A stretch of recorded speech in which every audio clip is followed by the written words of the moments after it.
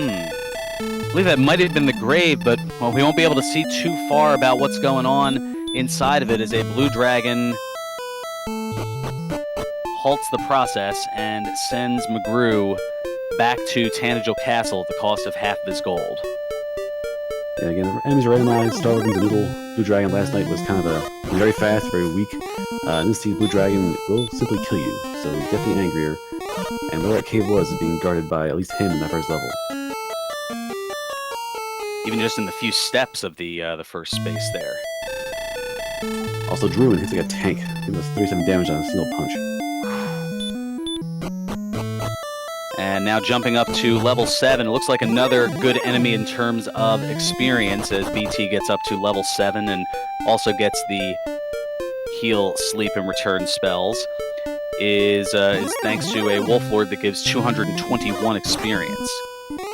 Now, as part of all of the chaos that is going on here, as we're working on getting things back up and running here for you, some of what is randomized. It might be easier to mention what isn't randomized necessarily, but the map is completely shuffled around, the town and cave locations as well. Same thing with the contents of the weapon and armor shop, and specific to Chaos, also the prices inside the weapon and armor shops. The treasure chest and search spot locations, those are all randomized as far as the contents. The spells that are learned, as we've kind of gone over, are randomized, although our racers are guaranteed to learn all 10 spells by level 15. And the enemy locations, as a Scorpion giving mcgrew some trouble. Yeah, the good news is he found the Sword of Erdrick before he got mowed down by a Scorpion. Erdrick's sword was in... That was the top right section there. I believe that was Garen's grave.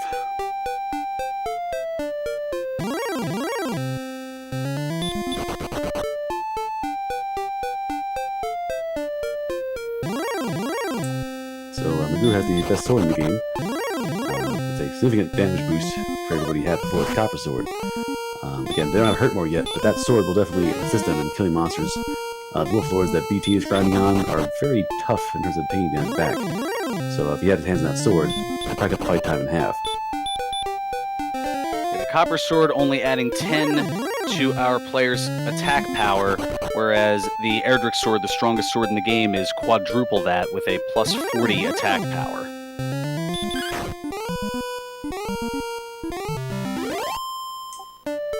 Ooh, magic weapon's a new target. One hit kill for 230.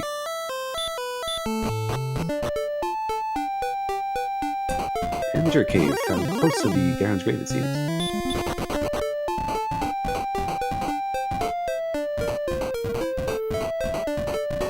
He finds a peninsula of power there, but that leads to nowhere, that swamp. Again, the limited space of screen viewing on the Dragon Warrior map. Dragon Warrior 3 and 4 are spells that let you zoom the map out and see around you. One of the big challenges of Chaos is finding out where everything is, and only having about 8 tiles in all directions to check for.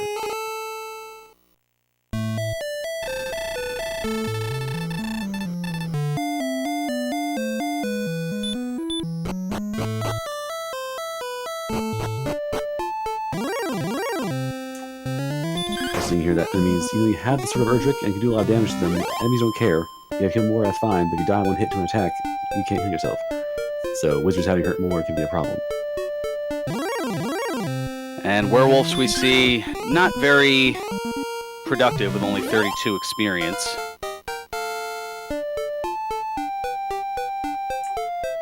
Maybe type the magic weapon for a big power level, big speed level. Ooh, empty eye, break your eyes. That was a level of all big numbers. Double digits on all fronts, and that's partly because mcgrew going up not 1 but 2 levels, jumping to level 9 with that one strike of the Star Wyvern, and Magi Wyvern's even more productive at 232 experience. It's a bad day to be a bird, apparently, because they're pretty squishy and they give tons of XP, so you have multiple sworded heroes looking to find them. Bird definitely is the word this seed. BT goes on the ground and finds what mcgrew found the first time, which is a very angry blue dragon.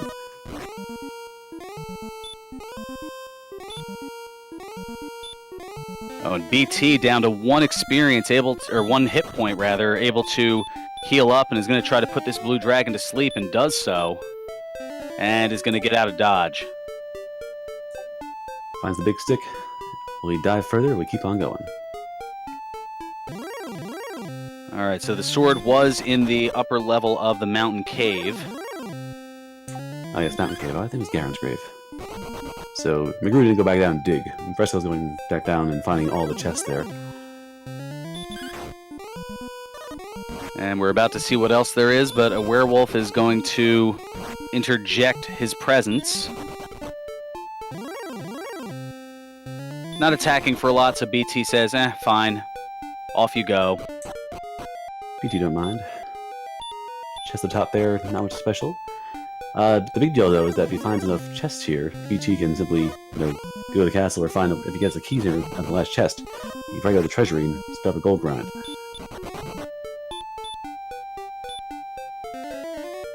Most certainly. That's a very corner case, though. It involves finding a key and being lucky in the treasury. Oh yeah, and we'll delve a little bit more into how the gold grind works should the scenario come up here, as the aforementioned Druin hitting like a truck, introducing himself to BT rather swiftly and handily, but BT able to survive, get away, and find out that the death necklace is at the furthest chest of the mountain cave. Alright, so we have it. Curses you, which throws you out of the castle. This means you respawn with minimum health and no MP restoration. But also in this case, gives you plus, I believe, 10 attack power at the cost of 1/4 of your hit points as well. So end game can be a real boost to take, get past the last step to take out the Dragon Lord if you really want to play that risky game.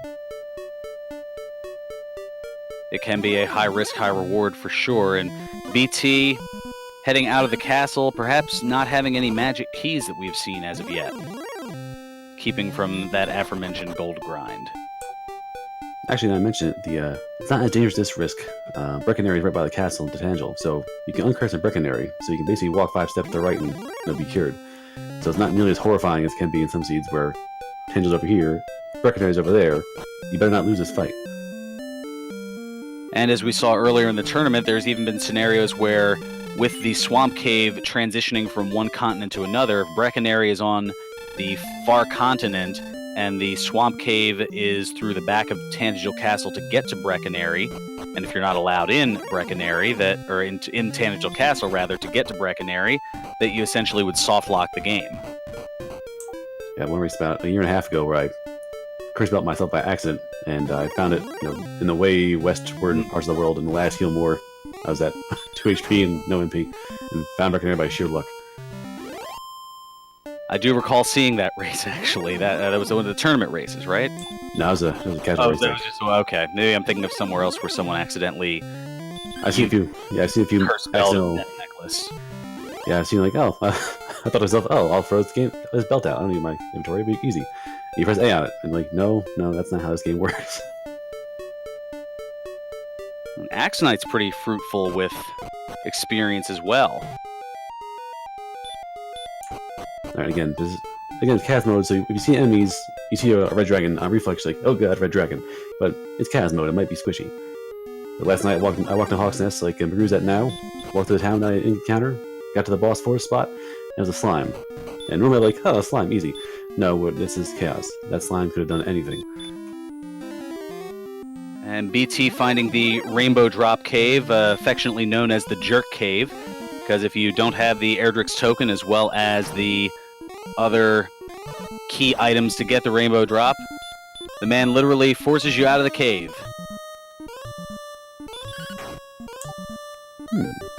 So little slime is pretty beefy HP-wise. Ooh! Big money, big prizes, that guy.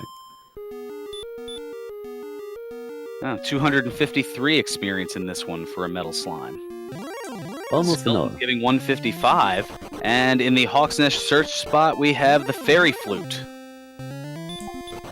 In a normal game, it can be very important. In Chaos, extremely corner case, but you never know what happens in the future.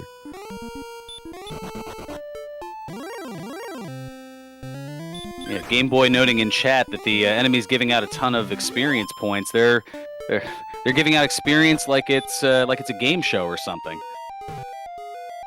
This guy's got a big sword. He's really scary. He's got to heal more. Just give him experience points. He'll go away. And there are others that put up a little bit more of a fight, like the Metal Slime. The Metal Slime definitely gives out the prizes, but he's also, he's taking hits back and doing Beta Breath. If he had Dragon Lord Breath, it'd be much more terrifying. With the HP totals they have now, it's not as scary.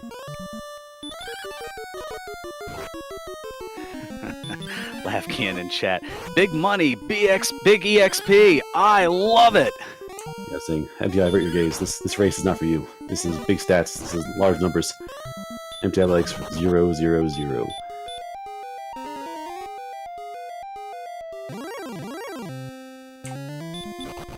BT finds the dead end peninsula of the swamp.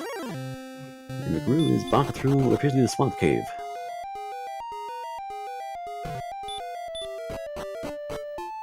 And scorpions are powerful. Hey, mcgrew finds coal. Time for a freebie.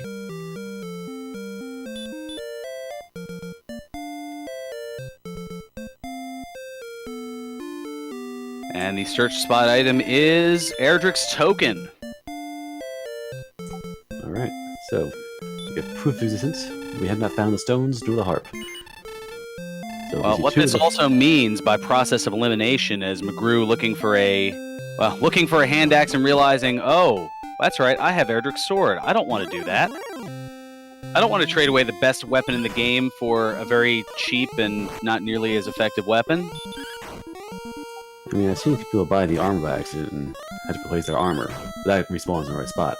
I assume the sword respawns in the same chest. It would just be the top chest of the grave. It'd be silly, but it'd be probably fixable. Z-Man noting in chat that the armor is in fact on the overworld. That's what I was alluding to, based on the process of elimination, because 2 of the 3 search spots are the 2 items that could either be in a search spot or a chest, I should say, and they have both been found in the respective search spots of coal for the Erdrick's Token and Hawk's Nest for the Fairy Flute. That the Erdrick's armor, which can only be found on a search spot, has to be in the overworld. So we are going to have some coordinates provided to us once our players find the town of Cantlin and have a key to access him. Well, speaking of keys, mcgrew is wandered to Remoldar. And went a bit too far, but he's got the right idea.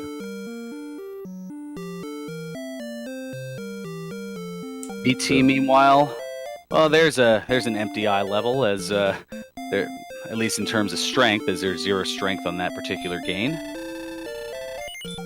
Alright, mcgrew fill up his key pouch. And if you do the game right, and you get lucky, 1 set of keys will last the whole game. You got 1 key in Garen's grave, you get the key in Remoldar to check that side chest just in case. You have the key to get to the treasury, and the key in the basement of the castle. And also the key in Garenham as well for the back door. So, 1 set of keys should still last the whole game, unless you get killed a few times to go back and forth.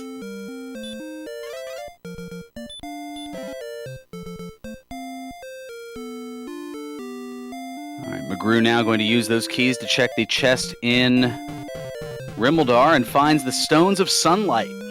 One of those key items we were talking about. Alright, so that 1 chest actually has something important for a change.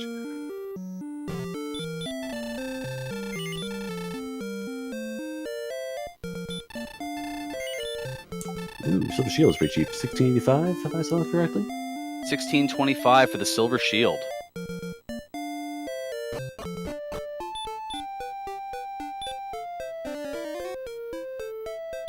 Which that is the strongest shield in the game at 20 defense points.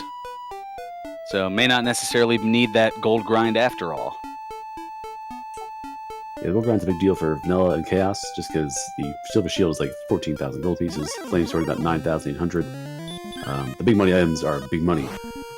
The shield you can't find anywhere else, so Urge's armor you find eventually, that's armor in the game. Urge's sword you find, that's sword in the game. If you want the extra defense to stop that, Dragon Lord Punch, who's, Charlock right down there, yeah, you gotta go and buy it. Not a bad value in this case, $16.25 instead of the normal $14,800.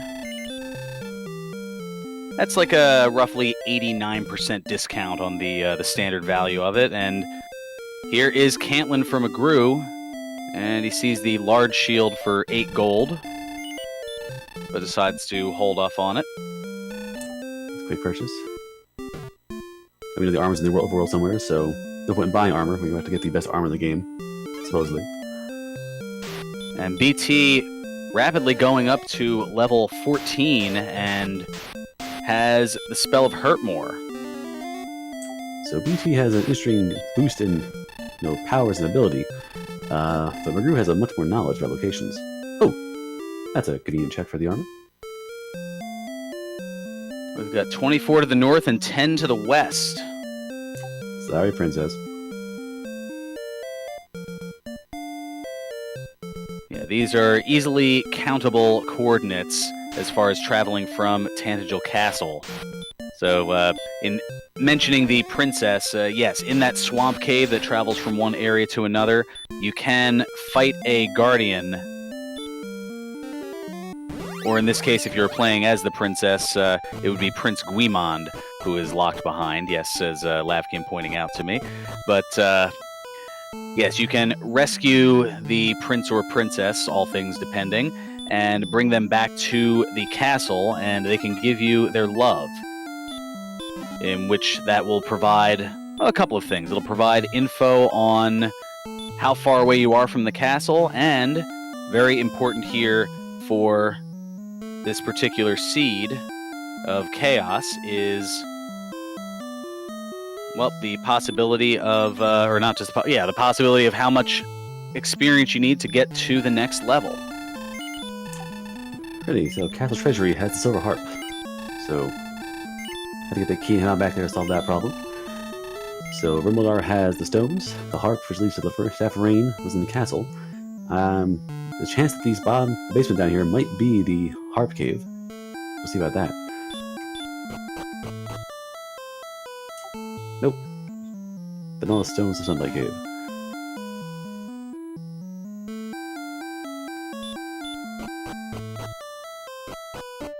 And inside of it is the wings. Alright, we'll see McGrew counts up. Ready for the Gwelm positioning system. This is a very short walk.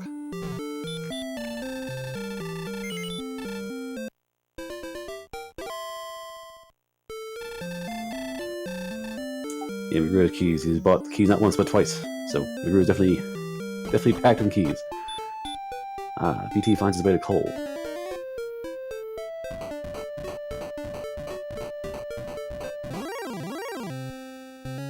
See, well, just a heads up. I think you're a little bit ahead of the feed. Just as, yeah. So he was approaching coal, as you had said. He had already made his way to coal. Gotcha.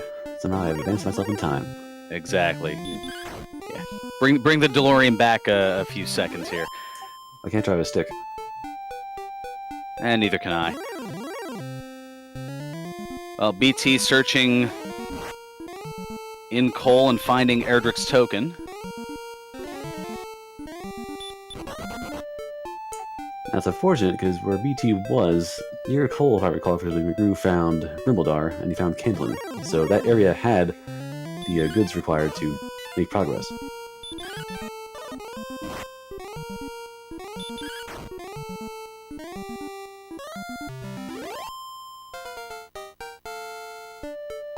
All things considered, the race has been going along pretty quickly here as we're approaching the half-hour mark.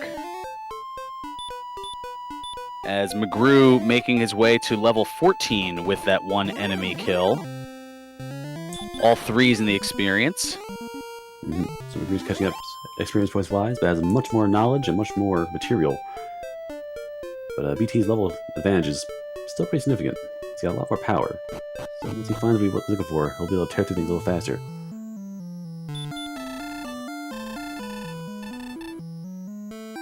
And McGrew has found the Staff of Rain cave. He is going to exchange the Silver Harp for the Staff of Rain.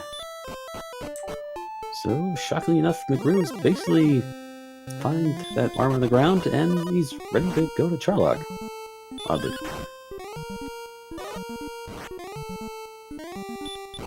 And McGrew has found the Jerk. The Jerk is to the northeast of the castle, if I recall, near that big swamp peninsula.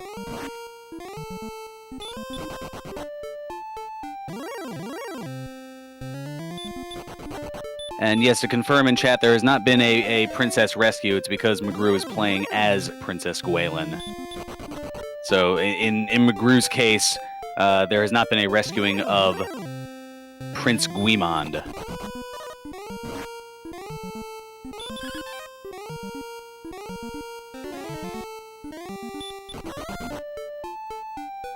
Yeah, so I don't want to say Jet Seed yet, because Dragon Lord is his own monster. We'll see what happens there. But definitely, all things fell into place pretty fast for McGrew. BT's not far behind. Yeah, all BT has to do is find Rimmeldar, and he'll be able to get the Stones of Sunlight. And in finding Rimmeldar, he'll be able to purchase keys, go back to the castle, and in the treasury is where the Silver Harp is. They better do it fast, because McGrew was already on the way to Charlock. Well, armor first, then Charlock. And Z-Man noting in chat, yes, after that adventure last night, the Dragon Lord's second form, very formidable difference, as in the Chaos Seed, the Dragon Lord can have anywhere between 100 and 230 hit points, and in the match last night, that was won by Angry Larry, I should say, it was probably the highest total that any of us ever seen, 228. So it was as close to the max as we had seen for the Dragon Lord 2. And both competitors, Angry Larry and Azrael Ravenheart, both getting to just short of it, but ending up dying after their last strike in the mid-220s, I think 226 and 224 respectively. It's vile, because the combat in this game is very basic. You don't dodge attacks, you can't quit the Dragon Lord. It's basically, get your swing or two in, heal more, repeat. HP level that, if there's a tank fest there where the HP is so high, you can't dodge attacks like that, so you just keep getting hit over and over again. It's hard to maintain that kind of thing at any level.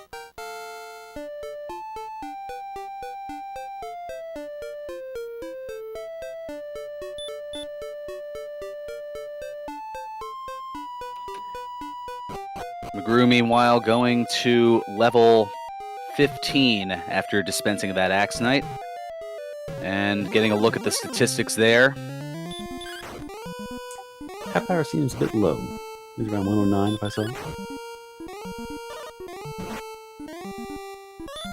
It is a little bit low on the strength, and we were able to see McGrew not quite getting the Erdrick's armor as of yet, but does have the full plate. Yeah, chat mentioned the armor is still continent blocked, so you have to walk around to the other side of the castle, find the castle, eyeball it, and then walk from there. Or maybe grabbing Prince Guimond might be a possibility after all. At least a consideration, since in order to get over that way, you'd have to head through the swamp cave anyway. No, they're outside. Never mind. Later.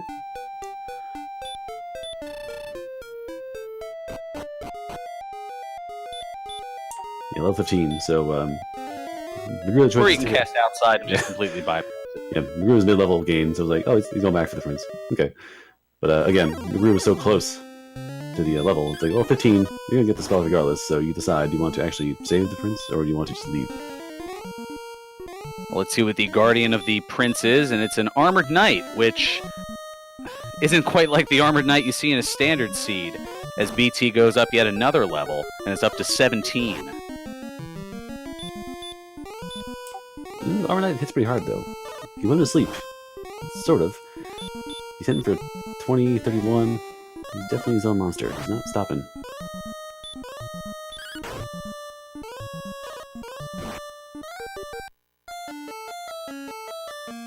McGrew perhaps hearing in his head the yellings of not random enough, considering how tough the Armored Knight is, and so tough, in fact, that it's going to send him back to the start. Armor Knight does not care. Yeah, you're level 16. Yeah, you got a lot of magics. Yeah, you got a big shiny sword. Deal with it. Yeah. McGrew finding out that the Armored Knight looks to be the honey badger of this seed. Definitely does not care. That's a bad boss, and sleep did work the one time, but definitely had a resistance. And Hurt More also soaked a few times, so definitely trouble with that monster.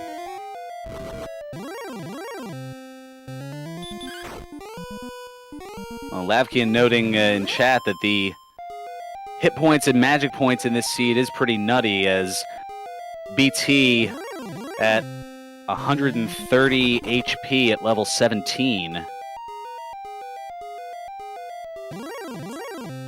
That was the death next play for BT. McGrew did not get that in the bottom of Garen's grave. So, or Mountain Cave, I should say. So BT has the option to boost the attack power right at the very end, and McGrew does not. Yeah, I don't know if we're going to see Garen's grave necessarily, given the items that are left. It's not required, so unless BT goes digging for the harp, because he's not found the harp or the stone sunlight yet. So he's got to find Limildar and answer those questions for himself. Well, it looks like he's going to go into the swamp cave out the other side.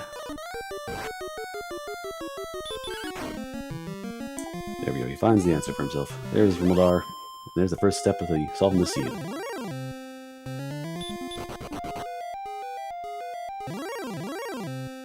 And McGrew has Dispatch of the Armored Knight, who only gives 34 experience and about 132 gold. On the mountain, it's a climb.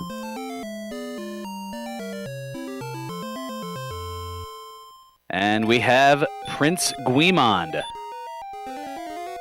Your Majesty.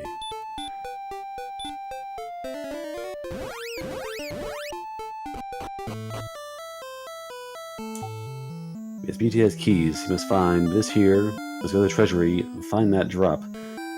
He's got the token already, so basically the only stopping him is, he knows where Dirt Cave is. It's just simply going back to the castle and check out the treasury. If he goes digging in Garen's grave for it, that's gonna be trouble. That could be where the potential hiccup is. Also, you gotta find Caitlin. Don't teleport back to the castle yet. You gotta go find Caitlin first, get your permits, then go back to the castle. BT purchasing the Silver Shield. That's going to get 20 defense points added to his base. It's a big defense, so BT has a significant lead in stats and gear. At least shield-wise, you'll never get better than Silver Shield. But Drew has a bit more knowledge. You just have to figure out where to find the armor. And go die, and hopefully it's not full of AK-47s.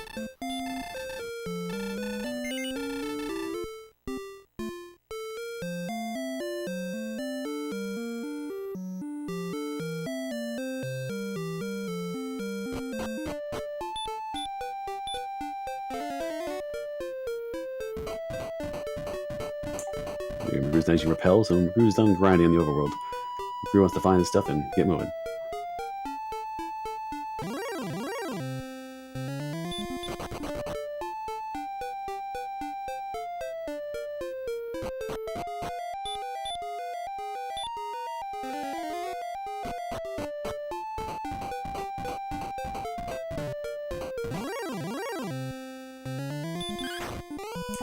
There you go, BT is heading towards Kentland's old man.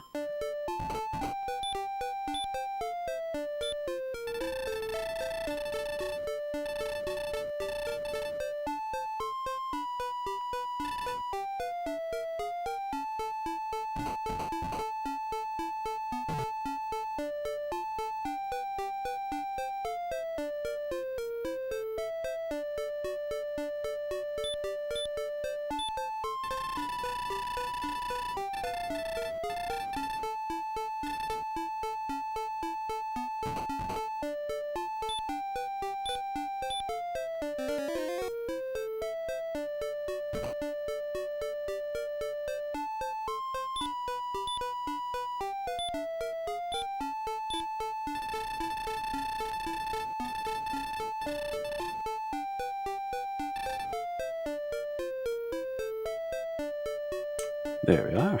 Alrighty. Now that's better. Okay, so BT buying some herbs. Crew heading around close to the army.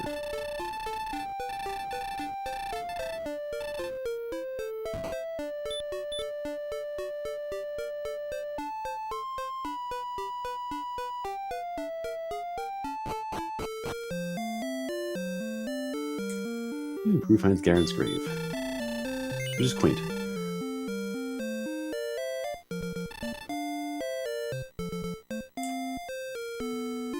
Cooper, 2 over and 2 down is Rainbow Drop. So, yeah, Rainbow Drop in the center there, Harp and Staff on the top there, Sunstone left side, Token lower left corner. 2D Flute in the bottom there, Extra Princess. All kind of fun stuff. mcgrew has found the armor of Erdrick and is now heading over to Charlock.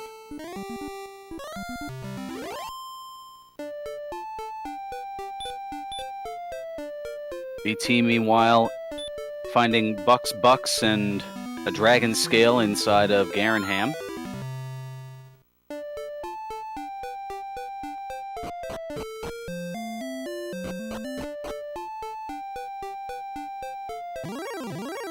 So mcgrew opens Charlock, walks away, goes to Candlin.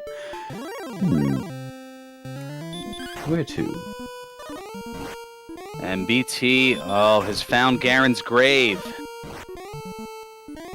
BT's going digging. Unfortunately, it's the wrong spot.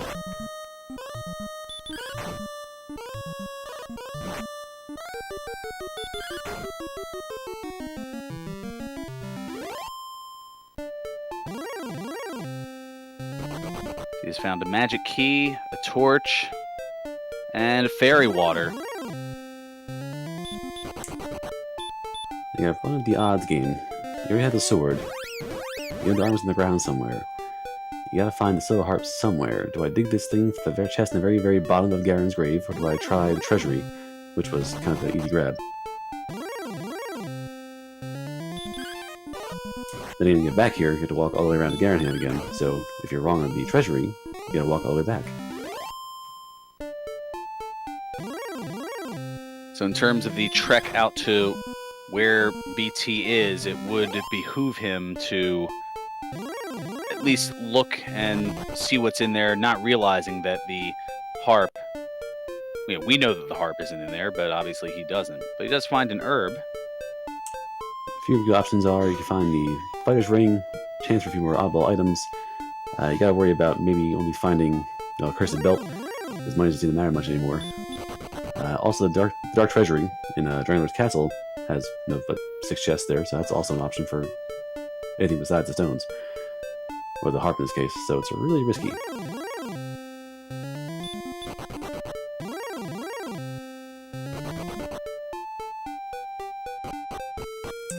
can make fast work of it. Ooh, a Druin. Hopefully the Druin is now slow.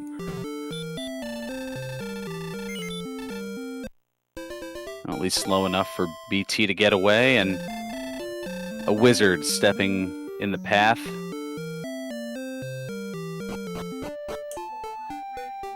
Yeah, Grave's not a bad play just because you're so close to it. Torch! It's a walk. Alas. The harp is in the castle treasury. Which looks to be where BT is booking it to right now. We hit the 45-minute mark here, or we're just about approaching it. Sounds like a good time as any to mention where the key items were here, as you'll be about to find out in a matter of right now. The silver harp is in the lower left chest of the Tandil Treasury. The Erdrick sword was in the mountain cave. Also, the Stones of Sunlight were in the one treasure chest in Rimmildar. And Erdrick's token was in the coal search spot. Meanwhile, the Hawk's Nest shop search spot had the fairy flute. And the overworld search spot was Erdrick's armor with the deceivingly easy coordinates of 24 north and 10 west, but it was continent locked. Which BT just found out.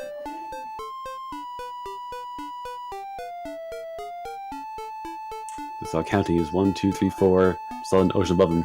Just kind of lowered his head and walked back to the castle. And we're looking at the stats at level 17 and thinking, I gotta do some more grinding here. Attack power is very low. BT has a silver shield, which will definitely benefit in combat. BT's gotta find the Harp Cave, and he's gotta find that armor. And given if he wants to count or mark a spot on that map to be your marker point and walk off it from that point forward, he's gotta find himself a princess.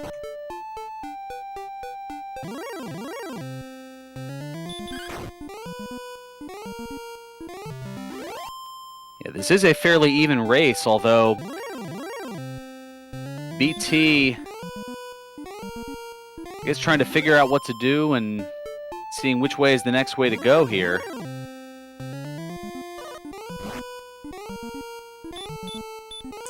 Yeah, Lav, I think BT is marking a spot over there. Like, when I hit that corner of the map with that castle right there, I am now 5 west and 4 north or whatever. So he's trying to mark a spot and try and save himself a princess check.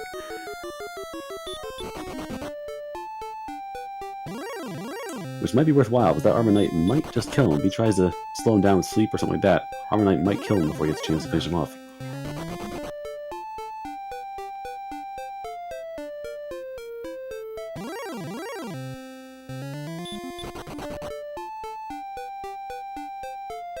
And BT finding the Staff of Rain Cave. Definitely. mcgrew is still grinding over here. Armor Knights, or not Armor Knights, the Axe Knights, or no, they're Armor Knights. They are pretty good for experience points. Well, the Axe Knights are good for experience. The Armored Knights not so much, as we found out when mcgrew went to get Prince Guimond.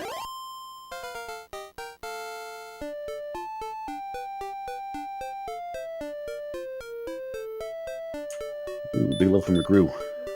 Whole lot of hit points. 137 hit points. Still wants more strength, though. Yeah, maybe. 100 options.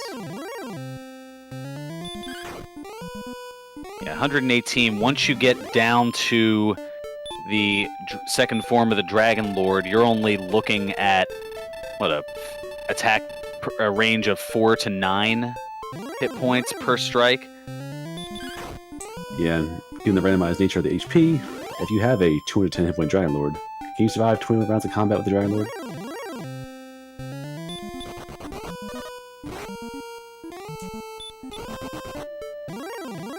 And given the low strength and high hit points that are here, as we've noted, the Death Necklace could come into play, as that cursed item, well, apart from the negative disadvantage of having it curse you, which is a problem if you die and go back to the castle, as you'll get booted right on out, the slight advantage is that you get an additional 10 attack power at the cost of 25% of your max hit points. As BT's one severe advantage here is that BT has Death Necklace and mcgrew does not, so mcgrew has to grind until he feels safe to fight Dragon Lord at random HP. Oh, and to level 20, it's 2,406. Let the grind begin.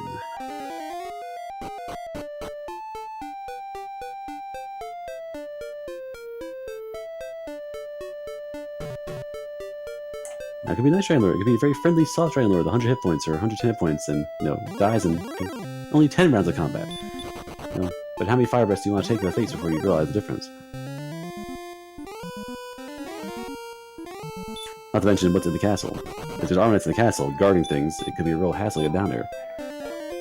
I see last night, I basically saw red dragons that were too fast. They hit you for like a truck, but they were low HP. So yes, it was worth hitting with Hurt Moors just to get in my face. I was going to kill that 10 on the way down. But can you have Heal Moors and still survive Dragon Lord in the process? Well, mcgrew now heading over to Garenham to pick up the Silver Shield. Yeah, he buys. Okay, so shield's on. So, the best weapon, armor, and shield in the game, all armed by mcgrew.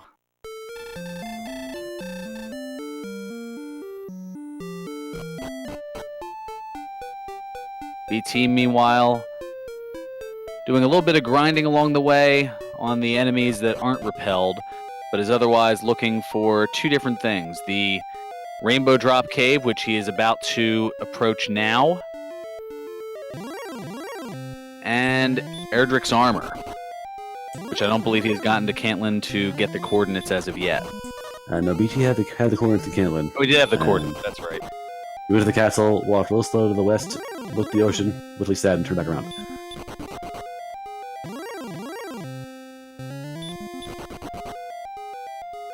And it looks like mcgrew is going to make that dive into Sharlock. As chat noting, 134 MP. That is quite a bit of heal mores. A lot of heal mores. You need to survive the process getting to them. Do you have that MP when you're done? You have to get to the Dragon Lord with that intact.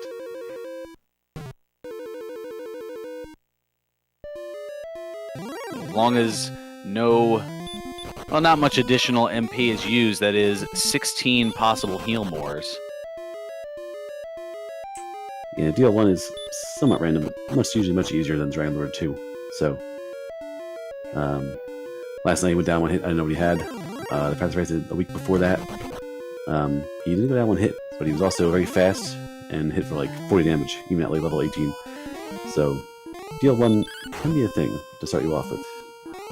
Yeah, DL1, or the first form of the Dragon Lord. Also a twist in this game that is different from the norm. He can also have either heal more or hurt more. Yeah, it's definitely an interesting situation, because you can win the battle, lose the war. If you fight him, he hits you really hard once or twice, and sets you up for an ambush in the Dragon Lord 2 when he hits you early on, you have to watch out for that. They can set you up for a loss.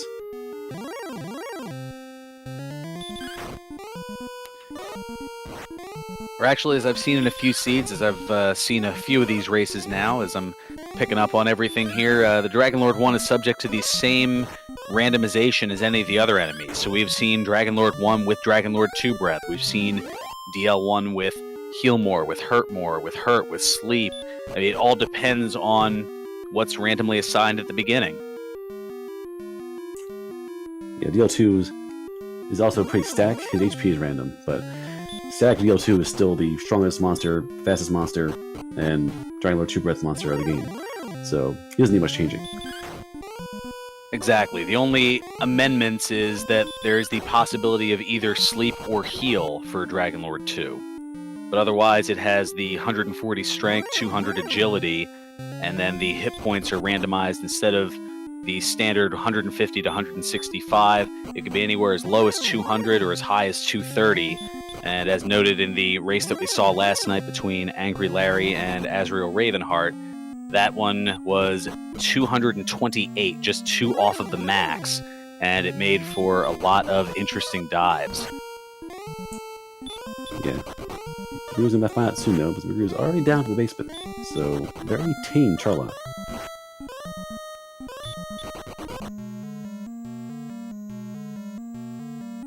And mcgrew going to head over to the treasury in Sharlock to see what the 6 items are, perhaps thinking that the death necklace might be in there. Or in the fighter's ring, perhaps. Just some kind of boost to get your hands on. True, we have not seen the fighter's ring as of yet.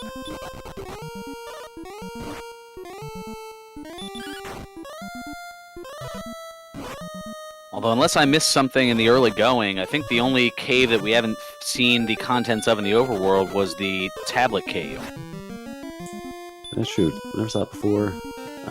We saw the Garen's grave stuff. We saw nothing else there. I'm not sure they died Mountain Cave, so I'm not sure it's in the bottom Mountain Cave proper.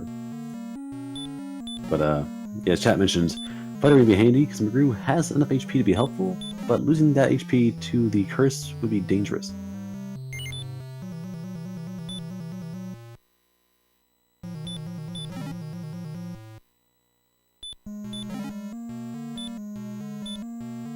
And a fighter's ring is found, so a modest boost to mcgrew's attack power. The fighter's ring in the middle left chest. Not that we were having any guesses of it necessarily, but Game Boy is still all over it. Oh, the top left got you an herb.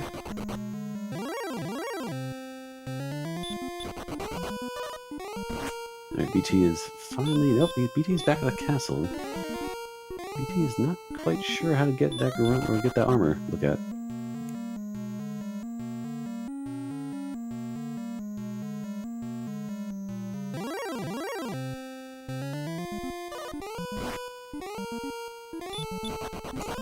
BT better hope that Dragon Lord 2 is a real pain, because I think he just realized that to swamp, go around, and do it the hard way. Or he's going to try to go around south and do a long loop around.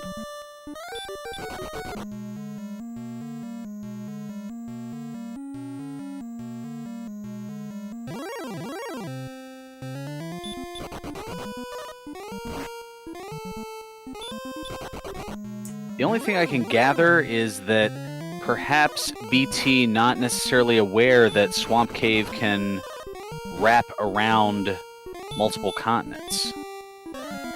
I'm not sure. It's hard to say, but I'm pretty sure BT was marking a spot as a marker point before, but it's hard to gander at that. It's a dangerous game to guess what people are thinking during a race.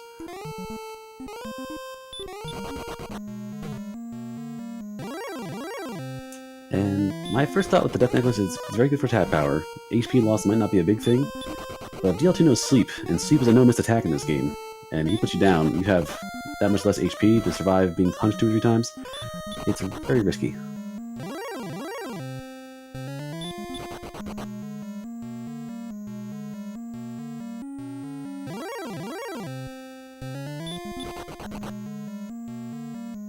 And mcgrew taking that final walk. The spooky ghost? No, it's not. So spooky, it ran away. And an armored knight. Oh, mcgrew getting an excellent move, a critical hit, also known as a Kaishin no Ichigeki, and that completely annihilates the armored knight, and another one's going to pop in right after that. This time, mcgrew not caring about the armored knight. The tails have turned completely. And mcgrew going to herb up to max and chat with the Dragon Lord.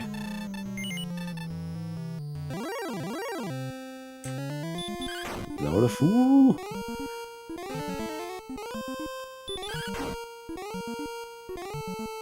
BT, meanwhile, has picked up the armor.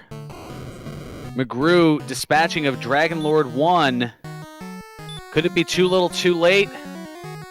We'll see. mcgrew going to go right to the stop spell, and it hits first go. Really nice stop spell, which is a strong play.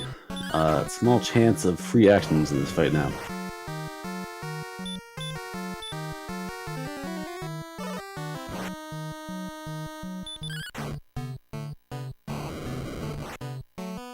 Ample number of heal mores as mcgrew up to 28.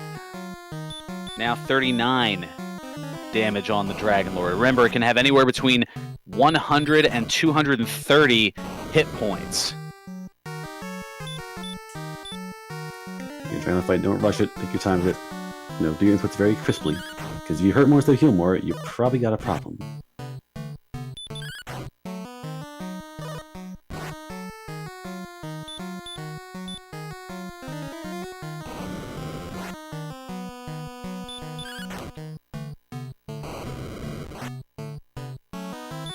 Up to 74 damage thus far, and still 11, now 10 heal mores left for mcgrew. BT hot on the trail, though.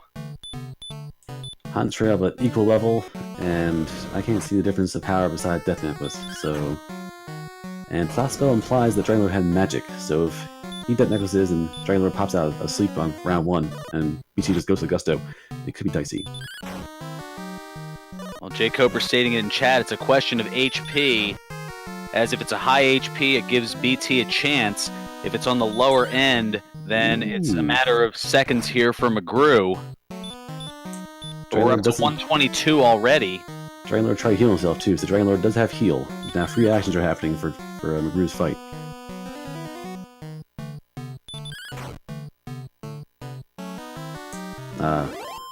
And 136 is going to do it. Good work by mcgrew. mcgrew has taken down the Dragon Lord. Took quite a bit in terms of effort, but effort is the key to success in this case. Ladies and gentlemen, get out your GGs for mcgrew, as he is going to take this here with an SRL official time of 1 hour and 46 seconds. Very fast see Dragon Lord, the heal spell, locked himself in the end.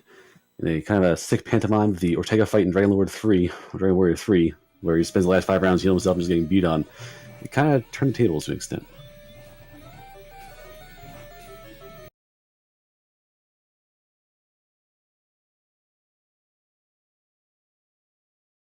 It was definitely close throughout.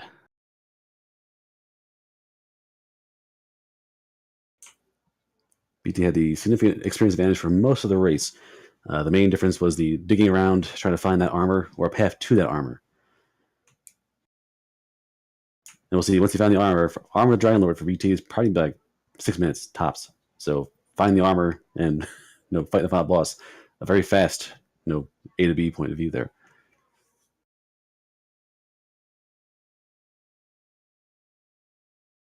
I mean, perhaps the difference in this case, something that BT wouldn't have known about, that exploration in Garen's grave that ended up not having anything overall of value.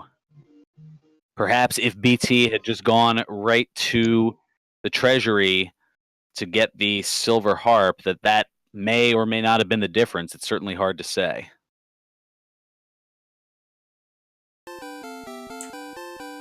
But it looks like we have mcgrew here in chat. mcgrew, congratulations, and GG. What a swift seed here.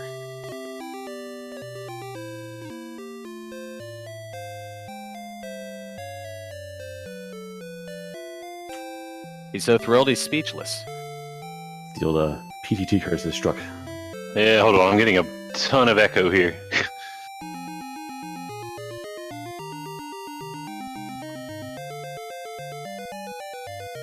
Okay. Maybe it's gone? Well, I don't hear it, so you tell me. I'm not sure. I'm still getting it. Hold on, let me disconnect.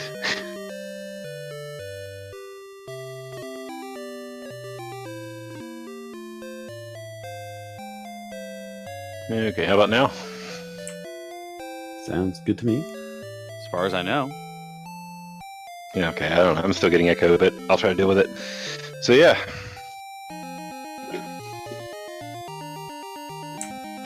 Alright, so mcgrew had the initial early finds. You found Swamp Cave first, you found Ribbledar first, you found Caitlin immediately afterwards, you found the sword first. Basically, anything you found, you get your hands on a good 5-10 minutes ahead of BT. BT had a significant experience lead, though. So how did it feel being around the world at the speed you were going? Pretty good. That was kind of my plan. Get enough experience to get around a little bit, to explore, and then go explore. And then once I found everything, grind until I was ready.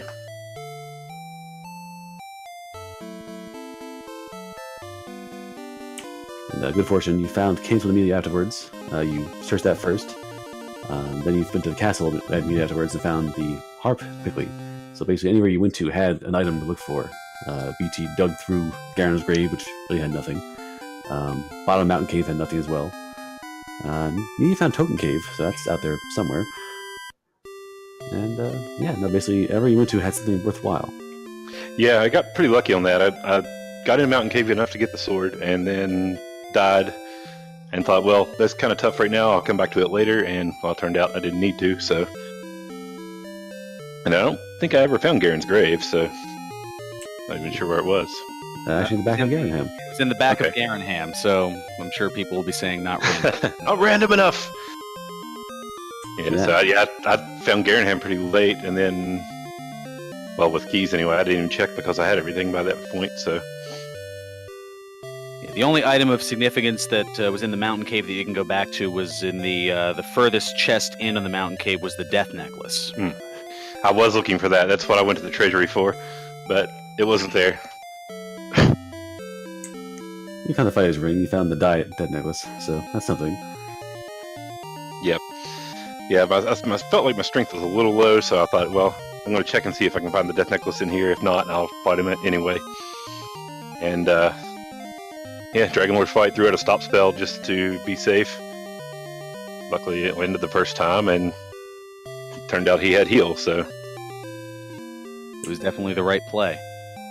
Yeah, definitely heal was multiplied as he's so much defense and so much power.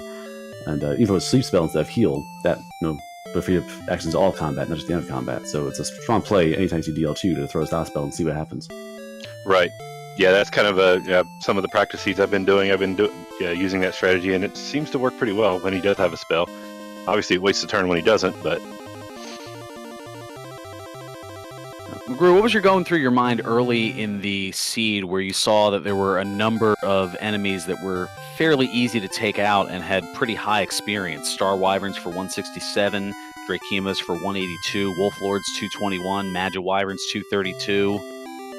From what I saw, at least 4 different enemies that gave 200 plus experience per kill. Yeah, I kind of that was my plan for the in-game grind. Actually, was to grind around Tangel, but unfortunately, there weren't really any desert tiles nearby. I wasn't sure if that desert to the southwest was part of the same zone or not, but it turned out it was, as okay.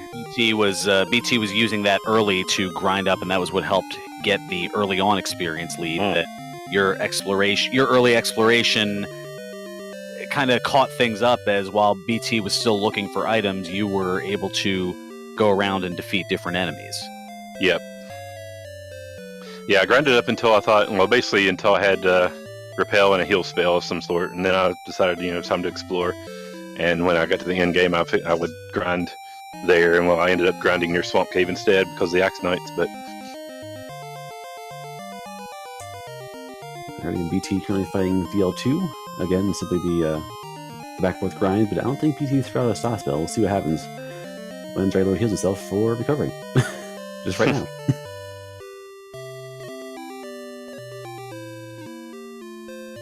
It looks like the difference with the Death Necklace being a little bit more in terms of hitting for 15s and more strikes in the teens, as opposed to looks like between the 136 hit points of damage that you had done on DL2, it took 15 attacks to get there, so less than 10 apiece.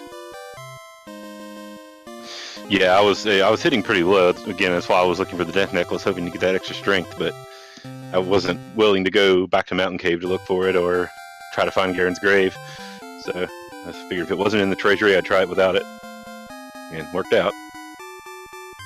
BT finding out about the DL2 casting heal, but he was able to successfully get stop spell on him. Yeah, he must have had fairly low resistance, I guess, because kind of it landed the first time I threw it out. So I believe that was the first for him as well, so that certainly is a good sign. And BT should be able to finish things up here, at least I hope, as he's down to now his last heal more. Oof. And okay, he does take care of it. Okay. Those Break Knights, like, no, did I just commentator's curse BT there? Alrighty, we'll get out your GGs for BT, as he is going to finish up here with an official SRL time of 1 hour, 9 minutes, and 15 seconds. About 8.5 minutes difference between our two runners here this afternoon.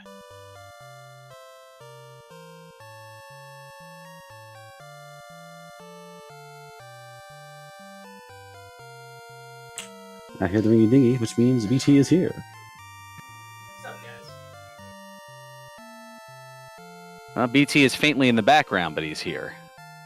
Hello! Hello! From off in the distance. Yeah, I don't know what the issue is with it. Let's see. I'm guessing webcam mic, because I'm getting full game audio too. So we're getting serenaded in stereo. Alright, how's this? That is better, yes. I do not know what my input device is. I'm just yelling into all of them. Yeah, works for me. So BT, what'd you think of the seed? I thought I had a pretty good start. I found some monsters I could kill. I agree. You had a XP lead up to about, I'd say, 50 minutes in. You had at least 2 or 3 level lead at most times. So your XP finding was much faster. And exploration was a little trickier on your end, though. Yeah, I've confused myself when I finally got through the swamp cave. I thought that there's nothing there but one town. I didn't really see the swamp isthmus to the rest of the continent. But I knew that I couldn't find anything else, so I had to have been wrong. So I went back there, and then I figured out what was going on. And that was when you had found Rimmeldar. I found Cantlin, I think. I mean, you had rolled out the first time, then I think you had to leave and go back somewhere else, and you came back around to it. So I know the first time mcgrew was there, it was Rimmeldar, then Cantlin, and then a path to the third spot over there. I forget. Well, Charlock's over there, that's what it was. Yeah, there's a whole bunch of things over there. I really didn't like my encounter rate in Charlock, and I didn't like that I couldn't get away from the slimes. I had trouble with the Wraith Knights. Those things were a nuisance. Yeah, them too, but they gave me a little bit less trouble than the slime did. Yeah, I ended up just sleeping all the Wraith Knights and running away from them because I couldn't get away. They weren't doing much damage, but they were just holding me up.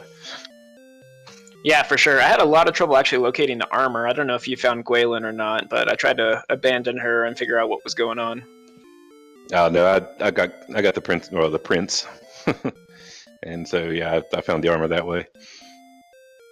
Yeah, that would have saved me a good 3 minutes, but I think you still would have had me. It's kind of hard to say, but yeah, the coordinates were deceptively easy. I was like, oh, just go, one block in the castle over there, it'll be fine. And then you go to the backyard and there's a lake there. It's like, oh, okay, this could be a problem. Yeah, it was possible to count it because you could see the other continent, but it looked a little more difficult than I wanted to deal with, and I figured it was easier just to rescue the prince, and plus I would get the extra knowing when my level would be up, so... What level did you actually take it up to? I don't know, maybe the announcers noticed, like 17 maybe? No, I think you were both ended up, I want to say you were 19 when we got down there. Might have been. I think you both were at 19 at the end. Yeah, I was definitely at 19. Okay, I may have been, I don't remember.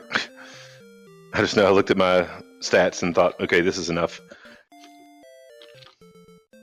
Did you death necklace? No, I didn't find the death necklace, actually. I didn't make it through the mountain cave. I got the sword on the top floor and then died before I got to the other chests and thought I would come back to it later, and turned out I didn't really need anything in there, I didn't think, so I found all the quest items without it, and so I didn't dive back in. So I didn't really know the rules. I haven't been up to date on the rando versions, and I was really surprised when the Dragon Lord healed himself. But I was even more surprised when I landed Stop Spell first try. So I was like, okay.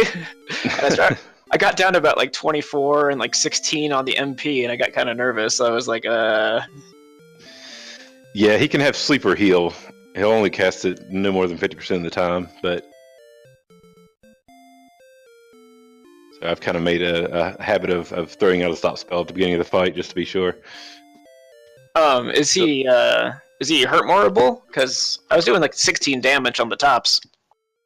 No, his hurt resistance is the same as vanilla. The only thing that's changed is his stop spell resistance. Yeah, it's still 15 and 16. Okay, so without a death necklace, you must have just gone in with multiple attacks and a lot of heal mores. Were we on the same build? I was on the strength agility build, and I had the silver shield, so he was rolling kind of low when he was on his physicals. I was getting double and triple attacks pretty regularly, so... Yeah, with the death necklace, I could only hit him once, and I had silver shield and everything, but he was still physically me for 34 to 40 still, but with the HP that low, I wasn't really monopolizing. Yeah, I found the fighter's ring too. When I was in Charlock, I actually did check the treasury for the death necklace to see if it was there, but instead I found the fighter's ring, and that gave me a little boost, but yeah, it was mostly just that my defense was so high that I was getting double and triple attacks in, and I had a decent amount of MP left over when I beat him, so... Okay, that sounds good. So open up with a stop spell, and take a fighter's ring with you. Yeah. All right, man. Well, GG. I actually had a lot of fun. I love chaos.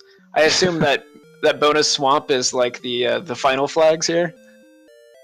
Yeah, the big swamp. Yeah, that's a fun one. You got the grand finals, aren't you? Like here at the swamp.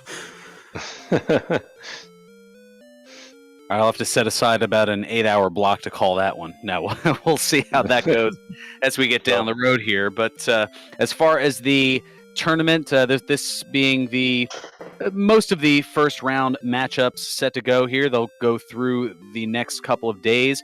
This will be the first of 3 Swiss rounds, and after that time, those with a 2-1 record or better will move on to the bracket part of the tournament, where it will be single elimination. And that'll all be coming up over the course of the next roughly 6.5 weeks. Alrighty, I guess we can move on to our parting thoughts, and I have one extra bonus thing from our higher-ups to mention afterwards. So, let's see. BT, your thoughts on the seed? Anything extra to add? I was trying to come up with a way to do my tracking, so I'm going to go ahead and just tweet it out right now at mcgrew. I just categorized my monsters by fight, run, sleep run, stop spell, and dragon lord breath, and then kind of just write their names down. But good seed, good race, and I'm looking forward to playing another match. And that'll all be coming over the course of the upcoming part of the latter part of this week and beginning of next week. mcgrew, any last thoughts here?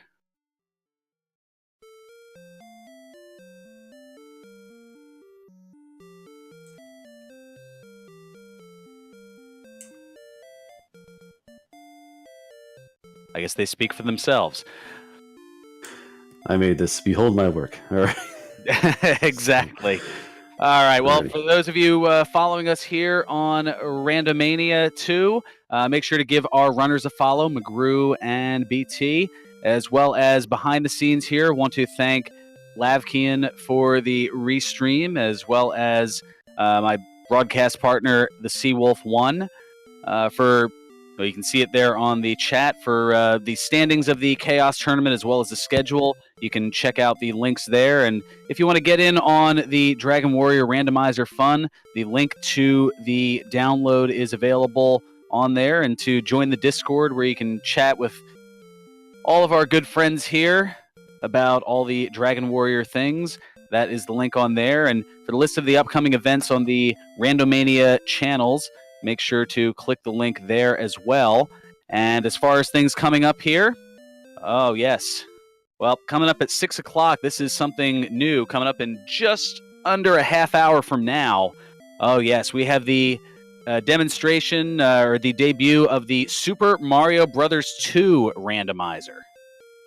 Yes, I've seen the alphas and betas, and it's a riot. So it's definitely worth looking at. I'm definitely going to have to stick around for that. And that's going to be on the Randomania network, the plain Randomania, as opposed to Randomania 2 here. And then following that at 6 o'clock Eastern, coming up at 8 o'clock Eastern, about a little less than 2.5 hours from now, will be the second of our triple header here on the Dragon Warrior Randomizer Chaos Tournament.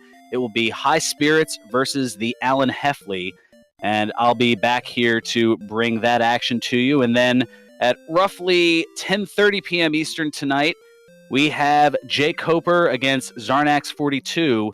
That is the third of our triple header here of the Dragon Warrior Randomizer Chaos Tournament. And all of those will be on the Randomania network. And then as far as our remaining first round matchups, Tuesday evening we have It's Too Early against Tristal. And yet to be determined, sometime between now and Tuesday, we have Jackamus and the Amazing Toaster. So that, I believe, is going to just about do it for now. We'll be back in a little bit over on the sister network here for more of the Dragon Warrior Randomizer Chaos Tournament. For all the folks behind the scenes, special thanks to Noriestra for helping promote everything here on chat as well. And for Lavkian behind the scenes, for my broadcast partner, the Seawolf 1, until next time, I'm FearonBurgundy, saying may your moves be excellent and your seeds stay classy. Good day, everyone.